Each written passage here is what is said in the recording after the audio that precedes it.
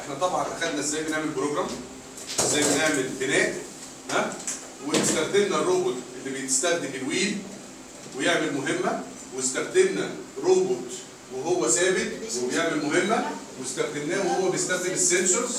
النهارده بقى هنعمل ايه؟ هنعمل روبوت يكون بيستخدم 3 موتور. احنا عندنا في جهاز الNXT 3 مداخل. مدخلين سي وبي اللي احنا كنا بنحط فيهم الويل، والمدخل ايه اللي بنحط فيه الرفع. تمام؟ اما يبقى عندنا البحث بنبحث احنا على شكل احنا نقدر نعمله. اهم حاجه في الشكل ان هو يحل لنا المشكله اللي احنا عايزين نحلها. يبقى احنا عندنا مشكله، وما دام عندنا مشكله يبقى لازم عندنا فرضيات 1 2 3 4. انتوا كتيم ورك بتقعد تقول الفرضيه الاولانيه ان احنا هنعمل كذا، ان احنا هنركب الموتورين بالطريقه دي والموتور الثالث بالطريقه دي، بس اهم حاجه يكون في مكان لجهاز الNXT.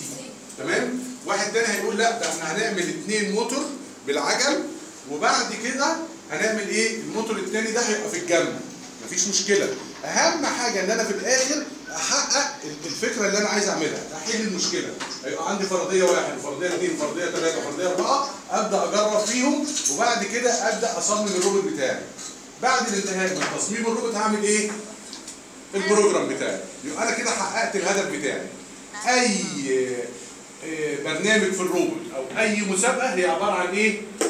مشكله. واحنا مطلوب مننا ان احنا نعمل ايه؟ يلا اتفضل.